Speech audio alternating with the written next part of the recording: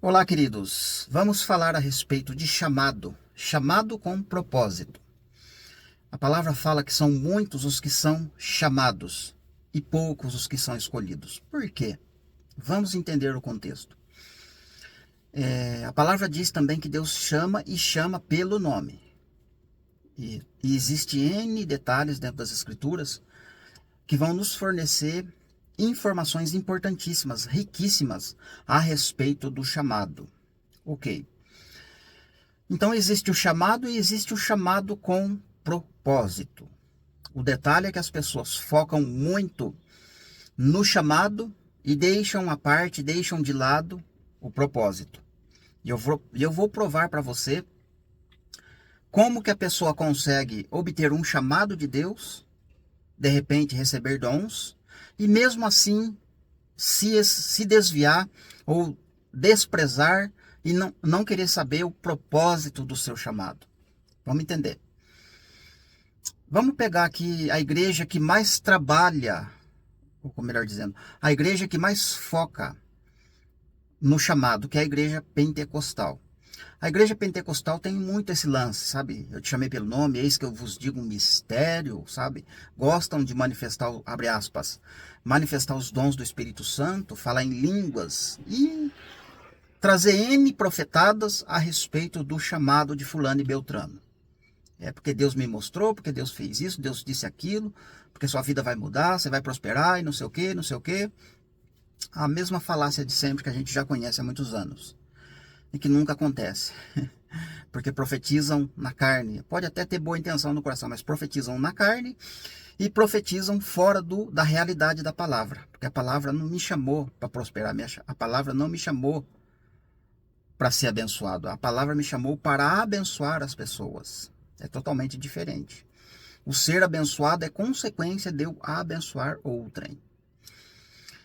Mas vamos entender então a questão do chamado. Bem rapidinho.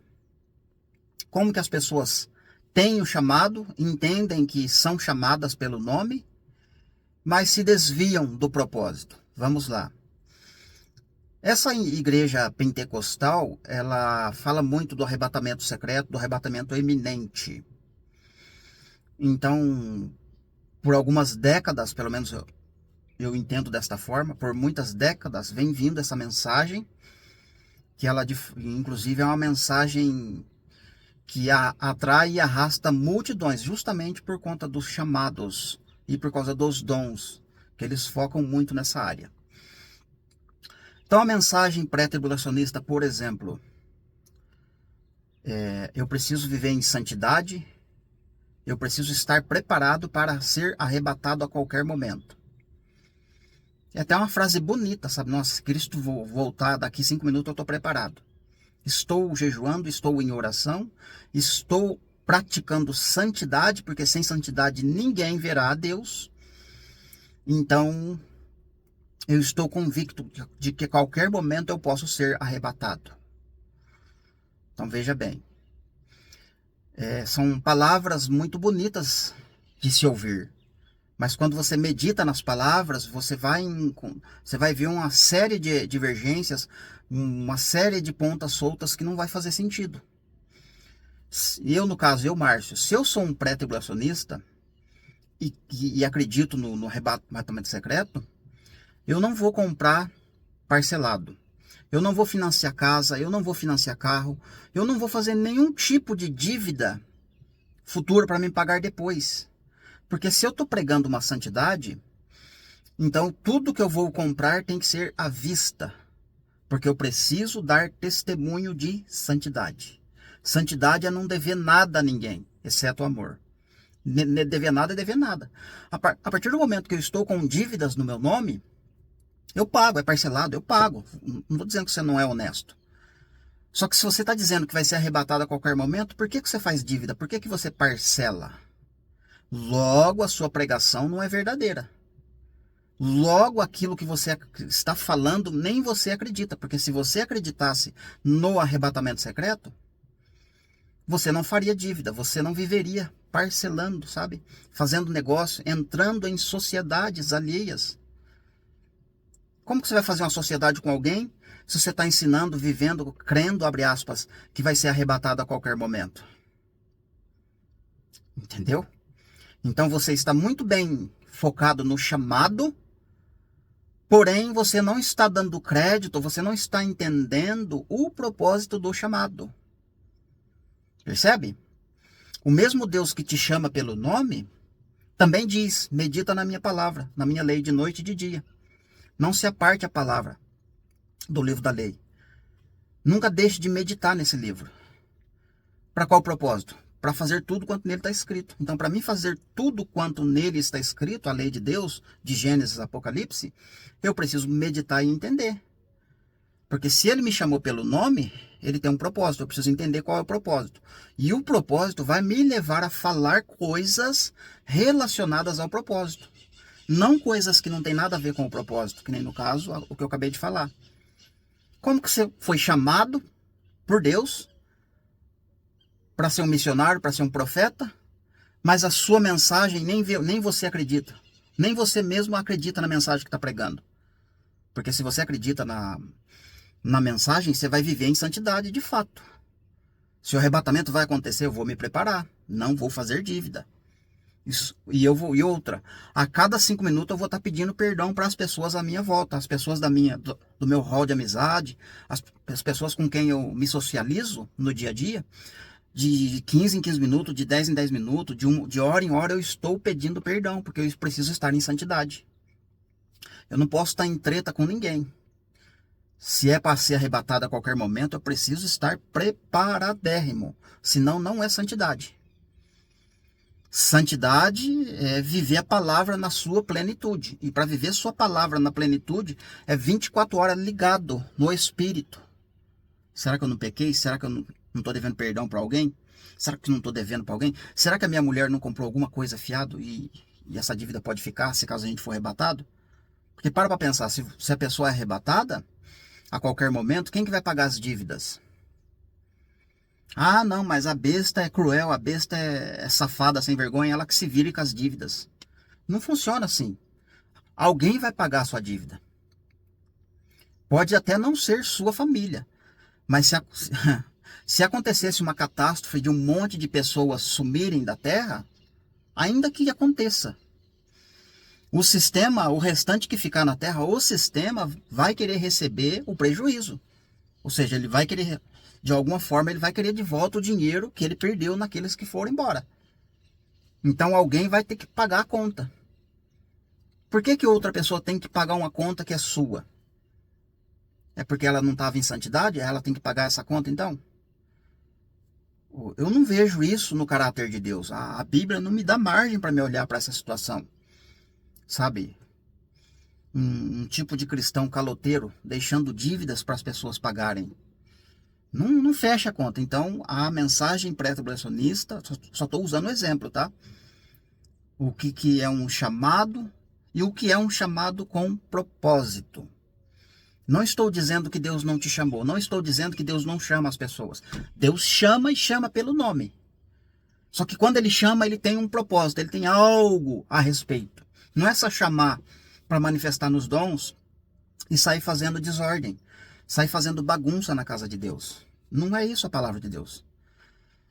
Entendido até aqui? Deus chama e chama pelo nome. Quando ele chama pelo nome, ele tem um propósito. E o propósito, ele já deixou escrito também. Deus é um Deus muito atualizado. Tem coisas que vão acontecer daqui 1000 anos, no nosso futuro, que Deus já deixou escrito como vai ser feito, quem vai estar presente e quais serão as palavras que as pessoas que estarão presentes vão dizer. Então, quando a palavra de Deus está dizendo que Deus chama pelo nome, os indivíduos é que tem que se identificar. Opa, é comigo que ele está falando. Eu sou aquele fulano. Você entendeu? É uma via de mão dupla. É um relacionamento onde, como é que eu vou dizer aqui? Deus chama, quando Deus chama, ele está fazendo um convite. Só que o convite pode ser que ele já fez há 5.000 anos atrás, como ele pode estar fazendo convite para uma pessoa que vai viver 1000 anos depois de mim. E tudo isso está dentro das Escrituras, não está fora, sabe? Não é uma coisa que Deus vai manifestar lá para a pessoa no futuro, porque o tempo passou, porque as coisas do passado ficaram para trás. Não. Deus não fica preso no tempo. Deus não muda, nem ontem, nem hoje, nem amanhã. Ele continua sendo o mesmo. O que ele falou lá no Éden vai servir para quem está lá no milênio. É a mesma situação. Ah, mas o tempo mudou, o mato verde daquela época, o verde hoje é diferente. A terra não é a mesma. Não tem isso para Deus, querido. O mesmo pecado que aconteceu no Éden vai ser o mesmo pecado lá no milênio, não vai mudar. Pode passar o céu, pode passar a terra, mas as minhas palavras não hão de passar. A palavra de Deus permanece para sempre. Se ele falou que é errado, é errado. Então, quando ele está dizendo que chama pelo nome, é porque o nome meu e o nome seu já estão escritos dentro das Escrituras. Então, nós temos o papel de reconhecer qual é o nosso nome de verdade, quem nós somos. Você entendeu? O meu nome biológico aqui, que a minha mãe e meu pai de sangue me deu, é Márcio. Só que Deus não escreveu na Bíblia, olha, Márcio. Tá vendo seu nome aqui, ó? Eu te chamei aqui, ó, tá vendo, Márcio? Márcio Eleutério. Não é isso que a palavra está dizendo. Como eu falei no início, existe uma igreja que foca muito nos nomes e ela acha que Deus queria... Deus já sabia do número do meu RG, sabe, a tipo de sangue, tudo, ainda que Deus sabe de tudo isso, mas Deus não ia deixar escrito, sabe, o meu número de RG, o meu nome completo, quem é meu pai, quem é minha mãe, não é isso que Deus está dizendo. A paternidade minha dentro das Escrituras, Deus deixou lá registrado, e os filhos desses pais que estão registrados têm nome e Deus usa, é aquele nome lá que ele está falando, eu te chamei pelo nome. Nesse caso, o meu pai é Israel, Jacó. Meu pai teve um encontro com Deus e teve que mudar de situação. Você jamais não chama Jacó.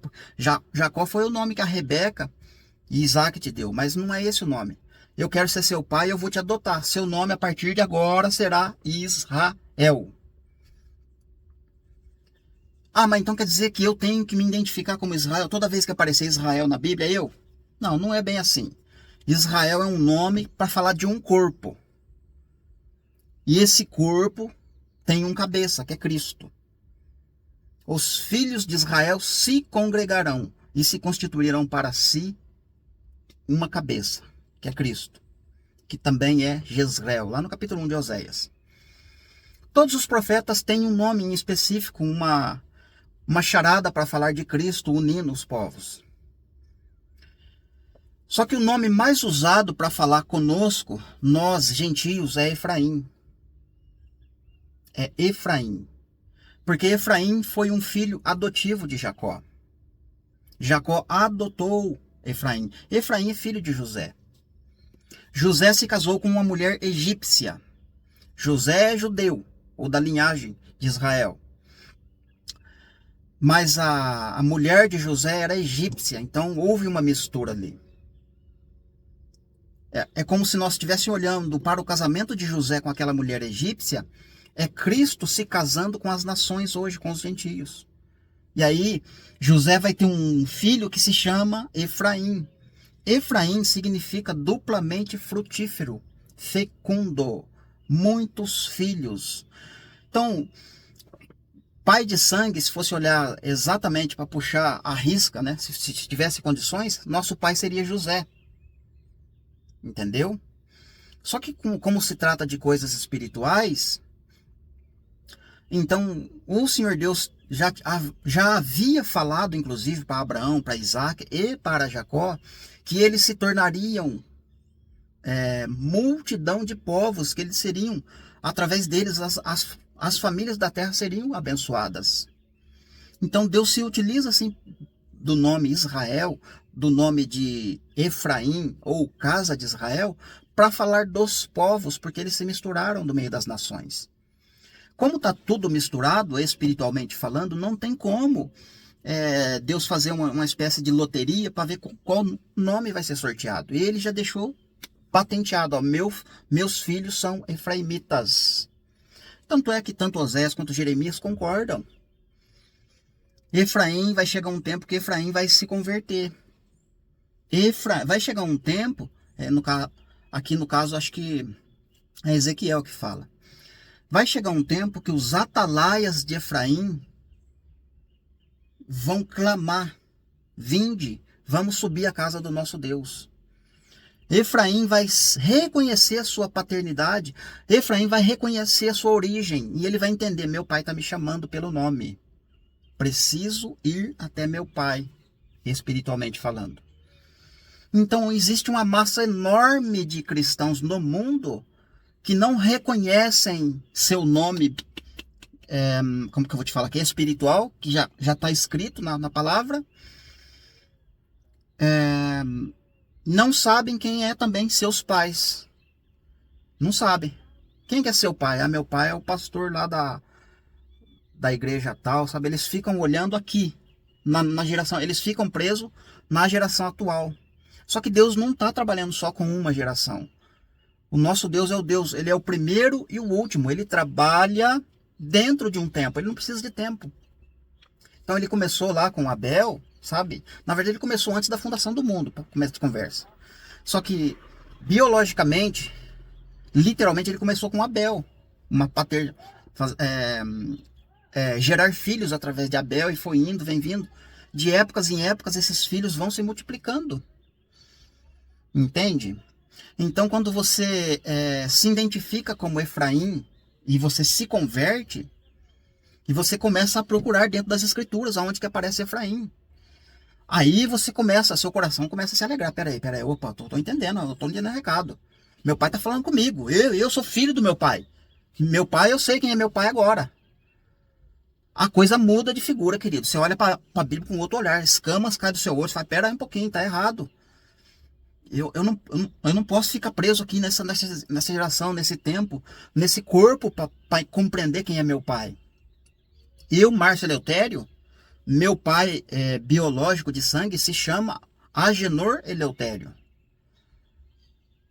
Mas não é isso que a palavra está falando, não é isso que a Bíblia está trabalhando. Então o chamado, quando Deus chama pelo nome, ele está dizendo de paternidade. Tanto é que quando fala de João Batista, de Elias, lá no contexto, mais precisamente de João Batista e Malaquias inclusive, fala que Deus enviaria o profeta Elias, e o profeta Elias converteria, restauraria, converteria o coração dos pais aos filhos e dos filhos aos pais. Como que vai fazer isso? De forma espiritual. É como se eu estou vivendo hoje, 3, 4 mil anos depois de José, eu estou me convertendo com José, sabe? Eu estou alinhado com José, estou entendendo a mensagem. Meu pai é Jacó, foi Jacó. Só que meu pai teve um encontro com Deus, lutou e teve o nome mudado para Israel. Assim, logo eu estou entendendo. Eu estou entendendo a minha irmandade. Davi é meu irmão. Opa! Salomão é meu irmão. Jessé é meu irmão. Jefté é meu irmão. Agora eu estou entendendo. Paulo é meu irmão. Pessoas que vão viver lá dentro do milênio, futuramente, podem ser meus irmãos. Porque Deus também está falando de uma família, né? Lá na carta aos Efésios, no capítulo 5, Paulo está falando lá. Ele faz esse contraste. Ele transita, sabe? Dentro do tempo, para falar da família de Deus. Então nós precisamos reconhecer a nossa paternidade e a nossa irmandade. A nossa irmandade já está escrita, as obras e as práticas delas. Capítulo 11 de Hebreus. Nossos irmãos. Opa, tem obras ali tremendas, de arrepiar. É de arrancar pica-pau. De arrancar pica-pau do oco. Estourar mamona, como o ditado turma fala, né? Então precisamos identificar nossa paternidade. Reconhecer verdadeiramente que Deus está falando conosco. Opa, Efraim, deixa eu pesquisar aqui. Paulo fala em 1 Coríntios capítulo 15, a partir do versículo 51, 52, ele fala da ressurreição, do arrebatamento. Logo após ele fala do arrebatamento, da transformação corpórea, que o nosso corpo corruptível vai ser transformado em um corpo incorruptível. E quando acontecer isso, vai se cumprir uma palavra que está escrito: tragada foi a morte pela vitória. Onde está a tua morte, ó vitória? Onde está o teu aguilhão? Paulo fazendo aquelas perguntas. E aí, quando você vai meditar no que Paulo está falando, aonde que está escrito isso? Está em Oséias, capítulo 13. Oséias profetizando que Efraim vai ser resgatado do inferno. Efraim vai ressuscitar. Tá vendo? Então, lá atrás, na época de Oséias, Deus falou: olha, Efraim, você vai ressuscitar. Tá compreendendo? Lá naquele tempo, houve pessoas que reconheceram a sua paternidade, creram, foram em busca do seu pai de se relacionar com ele. Ou seja, o pai e filho a comunhão entre pai e filho foram restauradas naquele período. Tanto é que o profeta Oséias escreveu no capítulo 13. Vai lá para você ver. Efraim vai ressuscitar dentre os mortos. Paulo repete essa informação. Paulo só não usa o nome Efraim, justamente para ficar em mistério mesmo, para provar os corações, para ver quem é que está meditando na palavra, quem é que é os filhos que estão indo procurar onde é que está seu pai, onde é que estão seus irmãos, onde é que está sua família. Restauração entre pai e filhos. Coisa profunda, coisa tremenda é isso, queridos. Finalzinho do capítulo 5 do profeta Oséias também, Deus está com muitas acusações a respeito de Efraim, e que Efraim está se queixando, que Efraim está muito, além de estar mercando muito amores, Efraim está se queixando, com feridas abertas, com chagas incuráveis. Só que quando chega no finalzinho do capítulo 5, ele fala, só que vai chegar um tempo que Efraim vai reconhecer a sua chaga, Efraim vai ser curado da sua chaga. Efraim vai se arrepender dos seus pecados e cedinho vão me buscar. Deus falando, Efraim vai me buscar quando eles reconhecerem os seus pecados, as suas chagas. Aí entra para o capítulo 6. Essa é a igreja, a pentecostal conhece, mas não entende o que Deus está falando ali. Cedo me buscarão dizendo, vinde, tornemos para o Senhor, porque Ele nos despedaçou. Fez a ferida, fez a chaga, porque Ele espalhou, quebrou Israel. Acabou com Israel, sabe? Espalhou eles no meio de todos os povos, de maneira que ficou um longe do outro. Deus destruiu Israel, Deus esmagaçou, pisou em cima de Israel, acabou com Efraim. Tanto é que existem muitos pregadores que falam que Efraim foi destruído em 1700 antes de Cristo, 700 antes de Cristo, não lembro agora a data com precisão, na época de Senaqueribe. Mas foi de fato. Deus despedaçou, Deus acabou com Efraim. Só que foi um propósito. Deus espalhou, despedaçou para depois ajuntar. Assim como está em Deuteronômio capítulo 4. Deus falando para Israel. Mais tarde Deus vai espalhar vocês no meio das nações e depois nos últimos dias os ajuntará de novo. Ele não está falando do Israel da carne lá. Ele está falando do Israel espiritual de Deus. O Israel que vai ter o seu nome. Porque o nome dele já está escrito. Ele vai ser chamado pelo nome. Vai reconhecer a paternidade e vai sair em busca de restaurar a comunhão com o pai. E o pai com o filho. Como fala no contexto de João Batista, de Elias e Malaquias. Que o profeta Elias restauraria o coração dos pais aos filhos e dos filhos aos pais. Em Atos também tem essa conversa, né? Ouve pais, ouve filhos. Pedro falando. Dentro desse contexto que eu estou falando para vocês, de reconhecer a paternidade, reconhecer a restauração que Deus está fazendo nesta família. Eu te chamo pelo nome. Mas, voltando aqui. Oséias, então, capítulo 6, versículo 1. Vinde, tornemos para o Senhor, porque Ele nos despedaçou. Fez a ferida e curará, e ligará. E será depois de 2 dias. Ao terceiro dia,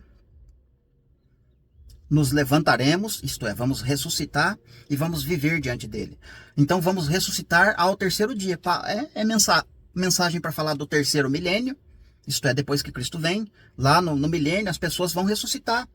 E vão viver de fato diante dele, de Cristo. E quem que vai ressuscitar? Efraim. É a família que estava em descomunhão, foram unidas. Entraram em acordo, foram restauradas e agora vão ressuscitar.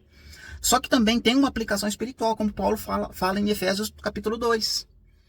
Vocês estavam mortos nos vossos delitos e pecados, estavam longe, mas foste aproximados através da cruz, e ao terceiro dia vocês foram ressuscitados, vocês ganharam vida ao terceiro dia. Cristo ressuscitou ao terceiro dia. Quando ele ressuscita ao terceiro dia, nós que pertencemos à casa de Israel, efraimitas, recebemos vida. É como se nós já estivéssemos ressuscitado junto com ele naquele dia que ele ressuscitou, ao terceiro dia. E estamos vivendo diante dele espiritualmente. Mas quem? Quem reconhece a paternidade. Quem reconhece o seu nome. Qual é o seu nome? Jacó ou Israel? O meu nome é Israel. O próprio Paulo fala, somos o Israel de Deus. Tiago vai escrever a carta para 12 tribos do Israel. Eu nunca vi um pastor pregar, um pastor de igreja pregar, a respeito de Tiago escrever para 12 tribos. Vai falar que a carta de Tiago não está escrevendo para a igreja? Sim. Mas por que ele está falando de 12 tribos? Porque ele está contemplando a família restaurada. Ele está escrevendo para as pessoas que iriam e irão reconhecer a sua paternidade. Vão reconhecer a sua origem. Vão reconhecer a sua origem. Então, sim, 12 tribos. Tanto é que lá na Nova Jerusalém, que tem 12 portão, 12 portas, 12 entradas, para as pessoas adentrar dentro dela, e tem que entrar por uma das portas. Não pode entrar por fora. Porque quem entra por fora, se entrar, é ladrão e salteador. Na verdade, fica por lá de fora, porque nem entra, né? Aí eu pergunto, por qual das portas a igreja entra na Nova Jerusalém? Por qual das portas? Não, mas a igreja entra através de Cristo. Sim, todos vão entrar através de Cristo. Não importa. Se vai entrar lá dentro, tem que ser por meio de Cristo. Mas Cristo não está restaurando as 12 tribos? Cristo não está ajuntando eles? Sim ou não? Você pode até ganhar na primeira etapa, que entra através de Cristo, concordo. Mas como que foi o processo? Porque tem que estar escrito o processo. Não é só simplesmente chegar lá, eu sou de Cristo, então entra. Há um histórico, como eu falei no início. Tudo está escrito. O que eu iria fazer, como Cristo ia me alcançar, como eu ia reconhecer a minha paternidade. Aí sim, lá quando eu for ter meu corpo transformado, eu vou receber um novo nome. Ok. Pode estar relacionado a qual tribo eu pertenço. Sim, eu não tenho dúvida disso. Devo pertencer a uma das tribos, com certeza. Isso eu vou ficar sabendo lá. Olha, seu pai, vamos supor que eu sou reconhecido, que eu sou da tribo de Zebulon. Olha, a tribo de Zebulon começou aqui, os descendentes de Zebulon passou aqui, foi para lá, veio, fez esse rastro aqui, assim, assado. Tantos e tantos filhos foram passando, até chegar você, tá vendo? Você é o número 354.000, lá, sabe? Detalhadinho, eu não tenho dúvida disso. Lá eu vou ficar sabendo disso, meu novo nome. Inclusive eu vou ter um novo nome, claro. Porque se o meu corpo vai ser transformado, tudo vai ser renovado, então o nome vai ser mudado com certeza. Não vai ser aquele nome de Efraim mais, porque eu fui transformado, então agora vai ser um novo nome. Até porque, se eu ressuscitar com Cristo, eu vou ser um governante. Vou reinar com Cristo. Então, sim, sou governador, sabe? Sou presidente, sabe? Sou rei e tal. Com certeza, mas é relacionado a uma das tribos, não tenha dúvida disso. Deus não vai trabalhar por fora. É porque Cristo é outra coisa, Cristo é a igreja é outra coisa, Israel é outra coisa. Não tem nada a ver essa conversa aí. Nada mesmo. Então sim, queridos, quando nós reconhecemos a nossa paternidade, como está bem assim, escancarada, quando você se identifica, quando você percebe que você está sendo mencionado indiretamente, mas você percebe e fala, peraí, eu estou entendendo sim, está falando comigo. Você abandona tudo, querido. Esse negócio de congregar, de ficar aí com esse negócio de unidade falsa, comunhão falsa e que não sei o que, essa conversa aí de ficar longe dos desigrejados, você vai passar por cima brincando, porque você vai entender que vai ser uma coisa maior que vai te atrair. Sabe, você vai ser impulsionado pelas escrituras a começar a trilhar um caminho ali que você fala, pera aí um pouquinho, tá falando de mim aqui de novo, não é possível. Não, aqui tô eu aqui na jogada, olha eu aqui. Os textos vão bater de cara, a lágrima vai descer, sabe? Abre aspas, você vai entrar no manto, mas é um manto verdadeiro, é um manto que não acaba, é de dia e de noite, você vai ficar pensando, fala, meu Deus, tá falando de mim, nossa, Deus lembrou de mim de fato. Não é o pastor, alguém chegando, colocando a mão na minha cabeça, dizendo que Deus falou assim, assado, que não tem pé nem cabeça, a história que a pessoa conta. Talvez por causa da emoção no momento, a gente até chora, acontece alguma coisa ali, mas fica ali. Agora, isso que eu tô falando para vocês, que não, é eterno, é uma coisa que não acaba. É um amor, é um impulso que você não tem como é que eu vou te falar assim, voltar atrás. Você não vai olhar para trás. Você coloca a mão no arado de verdade. Pera aí um pouquinho, agora eu vou arar essa terra aqui. Opa! Enquanto eu não ver o fim dessa história, eu não vou parar. E você começa numa busca desenfreada, porque você tá... Opa, tá falando meu nome aqui. Nossa, aqui é meu primo, meu irmão, parente meu, tá aqui, eu tô entendendo. Você começa a vivenciar um momento que você vai falar assim, pera aí um pouquinho, porque é que todo mundo tá andando na contramão da Bíblia? Por que essas igrejas, esses templos não falam dessa mensagem? Por que essas igrejas não mostram essa realidade para mim? Vai chegar até a dar uma ira santa. E você não vai ter escolha, você vai falar assim, pera aí um pouquinho, eu preciso abrir a minha boca. Eu preciso colocar uma trombeta na minha boca e eu preciso avisar para mais pessoas. Mais pessoas precisam sair deste engano. Mais pessoas precisam entender a realidade da vida. Precisam entender que Deus chama pelo nome e mostra, mata a cobra e mostra o pau. Tá aqui, falando de mim. Eu vou ressuscitar, olha, Deus está falando de mim lá no milênio. Deus está falando de mim em tal lugar. Você vai entender, querido, a palavra. Você vai entender, porque você reconheceu a sua paternidade. É como se fosse um trabalho de investigador. Você começa a juntar pistas. Deus deixa um monte de pistas. Você abre um profeta, você abre um livro da lei, você abre um salmo, você está lendo ali Provérbios, fala, puxa vida, como é que pode estar falando desse negócio aqui, rapaz?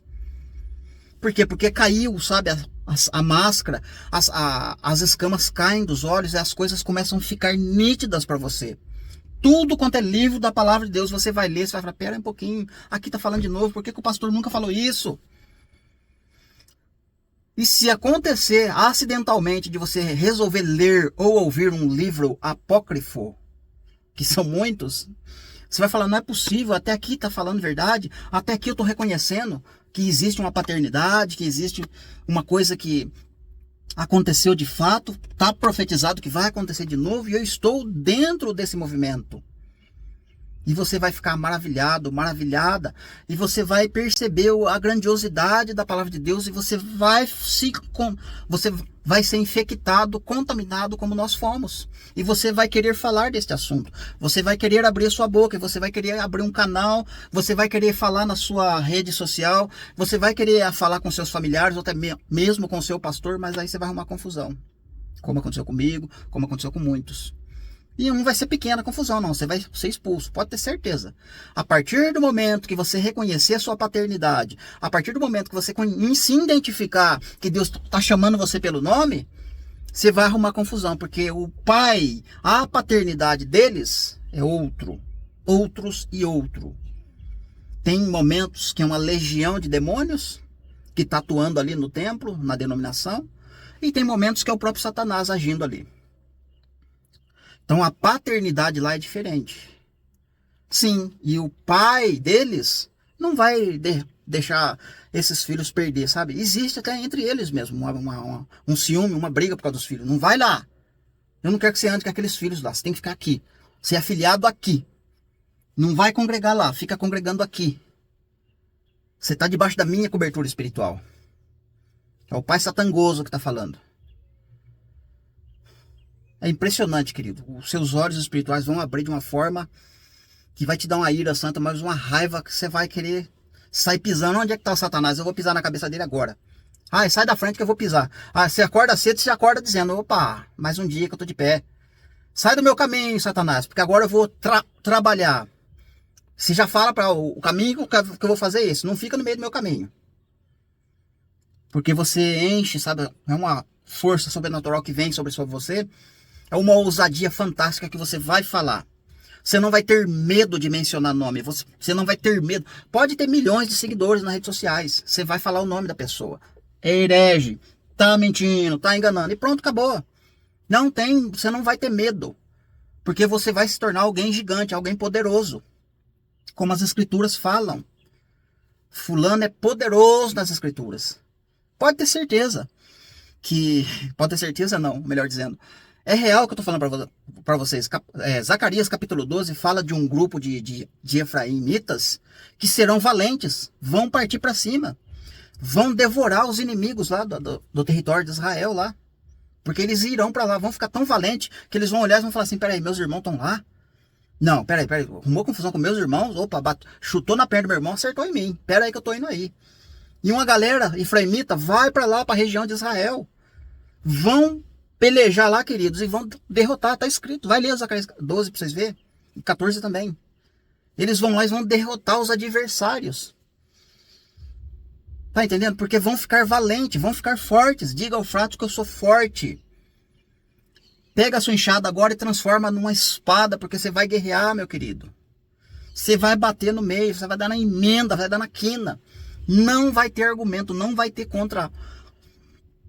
Pode até ter retaliação, pode até ter assim alguns tipos de investida da parte deles. Mas a palavra também está ao seu favor e ao meu favor. Nenhuma arma forjada contra mim vai prevalecer. Vocês podem dar ordem, elas não vão ser obedecidas. Vocês podem maquiar projetos contra nós, mas não vai dar certo porque Deus é conosco. O Emanuel é conosco, Deus é conosco. E o contexto, inclusive, de Isaías 7, 8, 9, 10, é para falar do Emanuel, Deus conosco. Efraim está lá. Capítulo 10, versículo 20, se não fala a memória. Efraim vai se converter ao Deus forte. Quem que é o Deus forte? É Jesus Cristo. Mas como que Efraim vai se converter ao Deus forte se Efraim está vivendo lá no tempo da Assíria?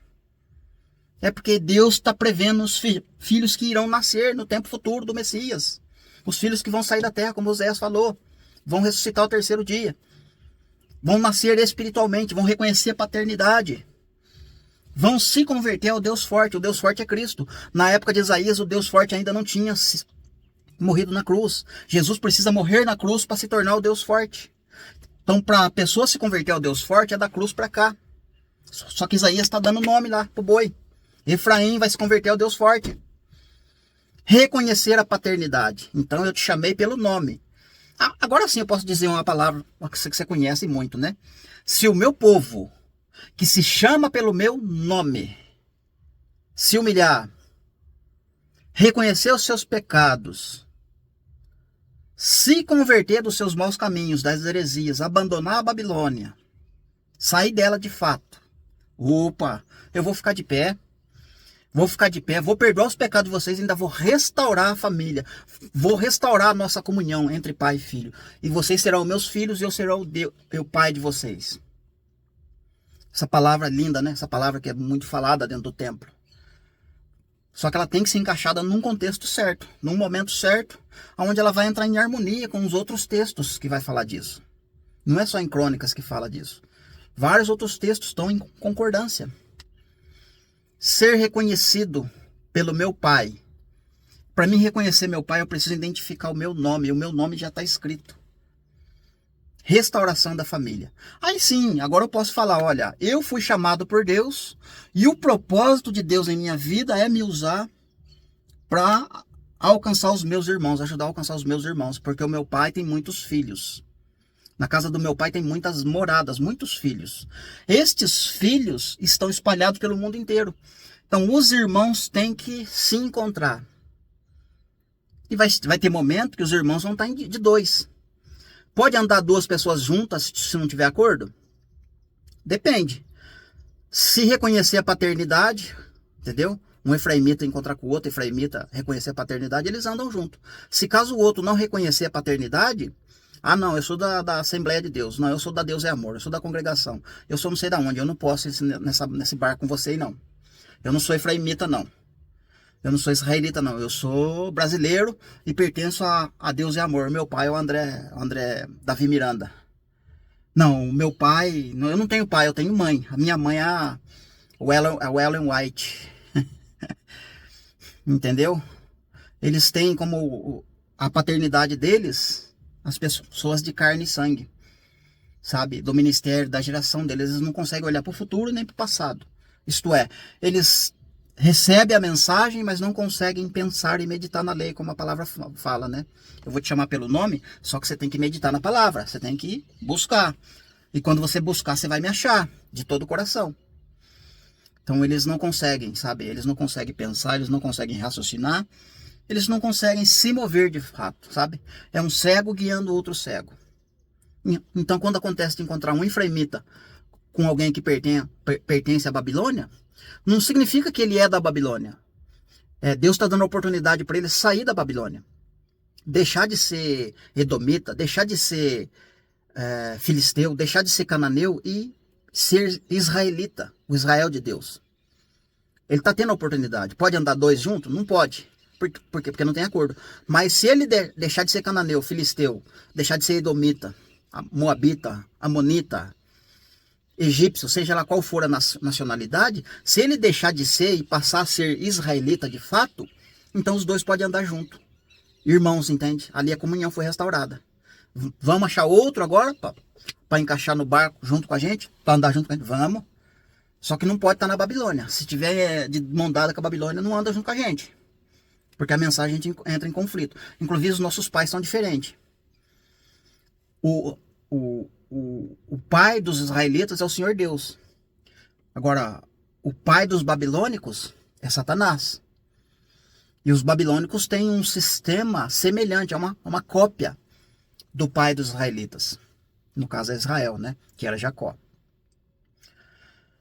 Queridos, vou fechar aqui o vídeo, tá? Vou fechar aqui o vídeo, depois a gente grava a parte 2 para acrescentar mais coisas. De repente a gente até lê alguns textos para falar aí de comunhão, de Deus chamar pelo nome e reconhecer a paternidade de Deus. Isto é, a adoção, né? Porque a palavra de Deus também fala de nós sermos adotados. Paulo fala que nós vamos receber a nossa adoção quando o nosso corpo for transformado. Só que isso eu posso viver pela fé já. Eu posso viver um corpo de ressurreição. Eu posso ser efraimita já, não preciso esperar a ressurreição. Eu já posso declarar o que eu acredito. Se eu acredito que eu sou efraimita, que eu pertenço a Jacó, Israel, melhor dizendo, Jacó convertido a Israel, então sim, eu tenho que declarar a minha fé. Entendeu? Se eu acredito, eu tenho que falar. Eu falo o que eu acredito. Eu não vou falar o que eu não acredito. Eu vou ser arrebatado a qualquer momento, porque isso a pessoa não acredita. Ela prega isso, mas ela não acredita. Porque se ela acreditasse que ela ia ser arrebatada a qualquer momento, ela não faria dívida, como eu falei no início, né? Ela não viveria a Deus dará, ela viveria corretamente, ela seria justa, ela seria sensata, ela pensaria, ela meditaria, e seria uma pessoa prudente, inclusive. Mas como ela não é, ela não acredita no que prega, então, porque ela está perdida, né? Não sabe quem é o pai. Aliás, existe um pai, mas ela ainda não sabe. Ela não identificou a paternidade. Identificou, mas tem vergonha de reconhecer. Sei lá. Mas não é filho de Israel. Com certeza. Fechou o vídeo, querido. Deus abençoe. Até a próxima gravação, permitindo Deus.